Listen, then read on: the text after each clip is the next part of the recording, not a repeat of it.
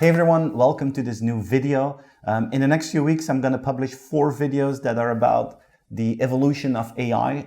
Personally, I'm a real believer that at the end of this S-curve, when AI is more mature than today, that most consumers will have like a omnipresent, personalized, always available AI platform that will help us in many tasks of our day-to-day life.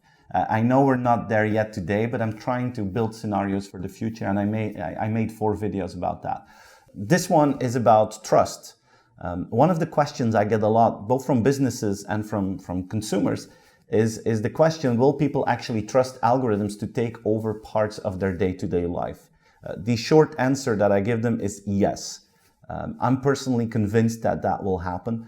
There's research about that. Harvard published a study recently that showed that people actually trust algorithms more than they think they do. So our perception is often different than reality if you look at our behavior. And I just wanted to invite you to look at your own behavior. Let's take navigation systems. Back in 2001, I had a navigation system and it helped me to get to places, but it only had like a 50% hit rate.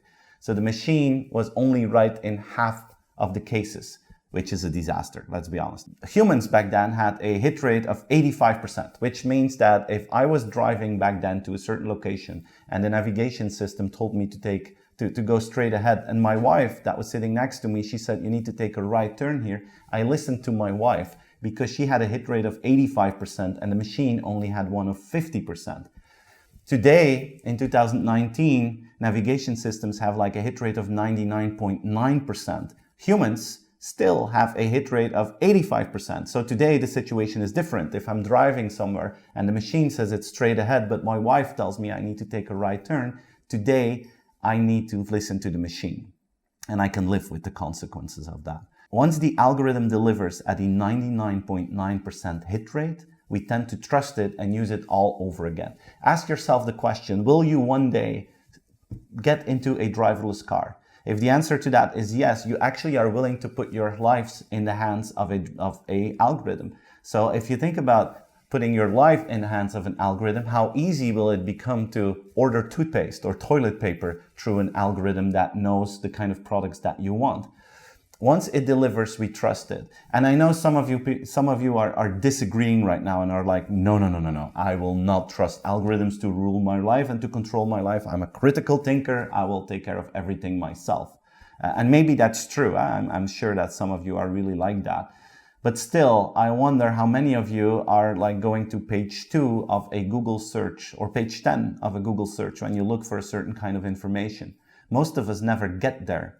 Why? Because we know that like the first 5 links that machine is giving us is exactly the kind of information that we need.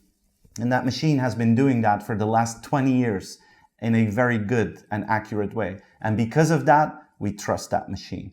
So imagine that you have that same level of accuracy, the 99.9% accuracy levels in some of the day-to-day applications that you have today, like driving, like finding the love of your life, like buying toothpaste and toilet paper. Will you trust that algorithm in a few years from now? I'm convinced that the answer is yes.